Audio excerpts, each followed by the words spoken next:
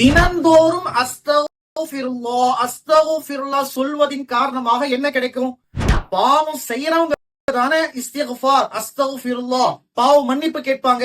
நான் பாவமே செய்யலையே, நான் ஏங்க கேட்கணும் அப்படின்னு நினைக்கிறீங்கன்னா, நபி ஸல்லல்லாஹு அலைஹி வஸல்லம் அவங்க சொன்னாங்க, எவர் தினந்தோறும் இஸ்திக்ஃபார் செய்வதை, அஸ்தகுஃபிருல்லாஹ் என பாவ மன்னிப்பு கேட்பதை தன் மீது கட்டாயமாக்கிக் கொள்கிறாரோ அவருக்கு 3 விதமான நன்மைகளை அல்லாஹ் கொடுக்கிறான், 3 விதமான நியமத்துகளை அவருக்கு கொடுக்கிறான். முதலாவது, எல்லா விதமான நெருக்கடியான சூழ்நிலைகளில் இருந்தும் அல்லாஹ் தஆலா அவருக்கு விடுதலை கொடுக்கிறான். அதே போல அவருடைய எல்லா கவலைகளையும் அல்லாஹ் தஆலா அவரிடமிருந்து எடுத்து மன நிம்மதியை கொடுக்கிறான். அதே போல அவர் நினையாத புறத்திலிருந்து அல்லாஹ் அவருக்கு ரிஸ்கை கொடுக்கிறான்.